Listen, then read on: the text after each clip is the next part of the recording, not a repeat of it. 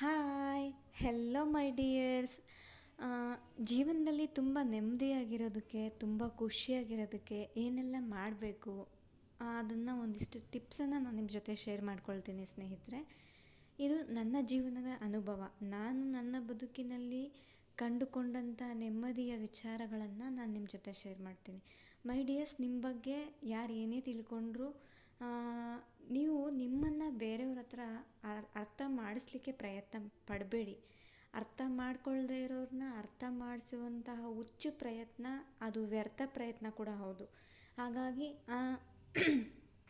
ಆ ಒಂದು ಹುಚ್ಚು ಪ್ರಯತ್ನ ಮಾಡ್ತಾ ನಿಮ್ಮ ಒಂದು ಸಮಯವನ್ನು ಹಾಳು ಮಾಡ್ಕೊಳ್ಬೇಡಿ. ಅದರ ಬದಲಿಗೆ ನಿಮ್ಮ ಕೆಲಸವನ್ನು ನೀವು ಮಾಡಿದ ಜೊತೆಗೆ ನಿಮ್ಮ ಮಾನಸಿಕ ನೆಮ್ಮದಿ ಹಾಗೂ ದೈಹಿಕ ಆರೋಗ್ಯ, ಮಾನಸಿಕ ಆರೋಗ್ಯ ತುಂಬಾ ಇಂಪಾರ್ಟೆಂಟು.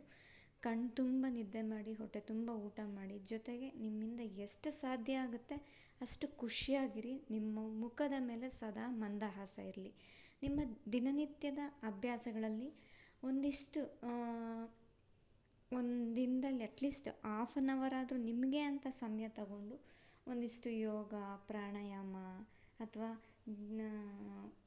ಡೀಪ್ ಬ್ರೀತಿಂಗ್ ಎಕ್ಸಸೈಸ್ ಮಾಡೋದು, ಈ ಥರ ಒಂದಿಷ್ಟು ಚಿಕ್ಕ ಪುಟ್ಟ ಅಭ್ಯಾಸಗಳನ್ನು ರೂಢಿ ಮಾಡ್ಕೊಳ್ಳಿ.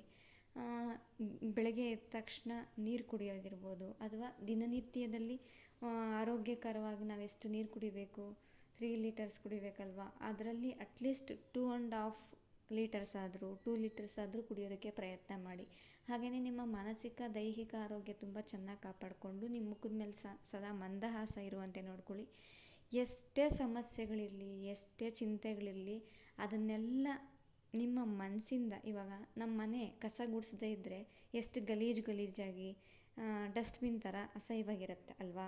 ಅದೇ ರೀತಿ ನಮ್ಮ ಮನಸ್ಸು ಕೂಡ ಬೇಡದೇ ಇರೋ ಚಿಂತೆ, ಬೇಡದೇ ಇರೋ ವಿಚಾರಗಳು ಎಲ್ಲ ಕಸ, ನಿಮ್ಮ ಮನಸ್ಸು ಮೈಂಡಲ್ಲಿರೋ, ಹೃದಯದಲ್ಲಿರೋ ಎಲ್ಲವನ್ನು ಕಸವನ್ನು ಗುಡಿಸಿ ಡಸ್ಟ್ಬಿನ್ಗೆ ನಾವು ಕಸ ಬಿಸಾಕ್ತೀವಲ್ಲ, ಹಾಗೆ ನಿಮ್ಮ ಮನಸ್ಸಿಂದ, ನಿಮ್ಮ ಮೆದುಳಿಂದ, ನಿಮ್ಮ ಹೃದಯದಿಂದ ಬೇಡದೇ ಇರತಕ್ಕಂಥ ವಿಚಾರಗಳು, ಬೇಡದೇ ಇರತಕ್ಕಂಥ ವ್ಯಕ್ತಿಗಳು, ನೆಗೆಟಿವ್ ಜನರಿಂದ, ಬೇಡದೇ ಇರತಕ್ಕಂಥ ಸಂಗತಿಗಳು, ಬೇಡದ ವಿಚಾರಗಳನ್ನು ಮೂಟೆ ಕಟ್ಟಿ ಬಿಸಾಕಿ ಹೊರಗಡೆ, ಆಯಿತಾ?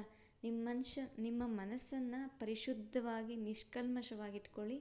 ಆ ಭಗವಂತನಲ್ಲಿ ಪೂರ್ತಿಯಾಗಿ ನಿಮ್ಮನ್ನು ನೀವು ಸಮರ್ಪಿಸಿಕೊಂಡು, ಅಂದರೆ ಪೂರ್ತಿಯಾಗಿ ದೇವರಿಗೆ ಶರಣಾಗಿ ದೇವರನ್ನು ನಂಬಿ ನಿಮ್ಮ ಕೆಲಸವನ್ನು ನೀವು ಮಾಡಿ, ನಿಮ್ಮ ನೆಮ್ಮದಿಯಾದ ಬದುಕು ಒಂದಷ್ಟು ದಿನ ಆದ ನಂತರ, ಒಂದು ಸ್ವಲ್ಪ ದಿನ ಅಭ್ಯಾಸ ಆಗ್ತಾ ನಾವೆಷ್ಟು ಬೇಡದ ವಿಚಾರಗಳಿಗೆ ತಲೆ ಹಾಕೋದು ಬಿಡ್ತೀವಿ, ಅಷ್ಟು ಬದುಕಲ್ಲಿ ಬೇಕಾದಷ್ಟು ನೆಮ್ಮದಿ ಸಿಗ್ತಾ ಹೋಗುತ್ತೆ. ಮೈ ಡಿಯರ್ಸ್, ಮನುಷ್ಯನ ಮನಸ್ಸು ಹೇಗೆ ಅಂದರೆ, ಏನು ಬೇಡವೋ ಅದ್ರ ಬಗ್ಗೆನೇ ಚಿಂತೆ ಮಾಡುತ್ತೆ. ಮನುಷ್ಯನ ಮನಸ್ಸಿರೋದೇ ಹಾಗೆ. ಆದರೆ ನೀವು ಒಳ್ಳೆಯ ವಿಚಾರಗಳನ್ನು ತುಂಬಿ, ಒಳ್ಳೆಯ ವಿಚಾರಗಳ ಕಡೆ ಫೋಕಸ್ ಮಾಡಿ, ನೆಮ್ಮದಿ, ಶಾಂತಿ, ಸಮಾಧಾನ ತಾನಾಗೇ ಬರುತ್ತೆ. ಜೊತೆಗೆ ನೀವು ಮಾನಸಿಕವಾಗಿ, ದೈಹಿಕವಾಗಿ ಆರೋಗ್ಯ ತುಂಬ ಚೆನ್ನಾಗಿಟ್ಕೊಳ್ಳಿ. ನೀವು ಡಿಸೈಡ್ ಆಗಿ, ನಿಮ್ಮ ಮನಸ್ಸಿನ ಮಾಲೀಕರು ನೀವು. ನಿಮ್ಮ ಖುಷಿಯನ್ನು ಬೇರೆ ಯಾರೋ ವ್ಯಕ್ತಿ ನಿರ್ಧರಿಸೋದಕ್ಕೆ ಬಿಡಬೇಡಿ. ಏನಂದರೆ, ನಿಮ್ಮ ಸುಖ, ಶಾಂತಿ, ನೆಮ್ಮದಿ, ಸಮಾಧಾನವನ್ನು ಹೊರಗಿನ ಯಾವುದೋ ವ್ಯಕ್ತಿಗಳು ಅಥವಾ ಹೊರಗಿನ ಪ್ರಪಂಚ ಅದನ್ನು ಕಿತ್ಕೊಳ್ಳೋಕೆ ಬಿಡಬೇಡಿ, ಕಸಿದ್ಕೊಳ್ಳೋಕೆ ಬಿಡಬೇಡಿ.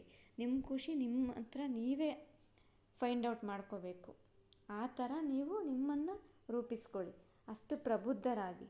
ಖಂಡಿತ ಒಬ್ಬ ಮನುಷ್ಯ ಮನಸ್ಸು ಮಾಡಿದ್ರೆ ಏನು ಬೇಕಾದರೂ ಸಾಧ್ಯ. ಇದಾಗಲ್ಲ ಅನ್ನೋ ಪದವೇ ಇಲ್ಲ.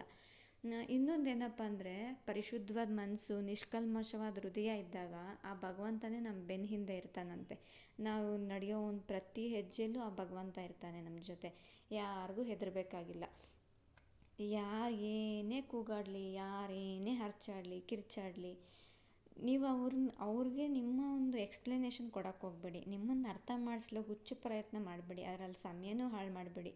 ನಿಮ್ಮನ್ನು ನೀವು ಪ್ರೀತಿಸಿ, ನಿಮ್ಮನ್ನು ನೀವು ಗೌರವಿಸಿ, ಅದ್ಭುತವಾಗಿ ಜೀವಿಸಿ. ಇರೋದು ಒಂದೇ ಜೀವನ. ಬೇರೆ ಜನರ ಬಗ್ಗೆ ಚಿಂತೆ ಬಿಟ್ಟು ನಿಮ್ಮನ್ನು ನೀವು ಪ್ರೀತಿಸಿ, ನಿಮ್ಮನ್ನು ನೀವು ಗೌರವಿಸಿ, ನಿಮ್ಮ ಬದುಕನ್ನು ಅದ್ಭುತವಾಗಿ ಜೀವಿಸಿ. ನಿಮ್ಮ ಬದುಕು ಸುಂದರವಾಗುತ್ತೆ.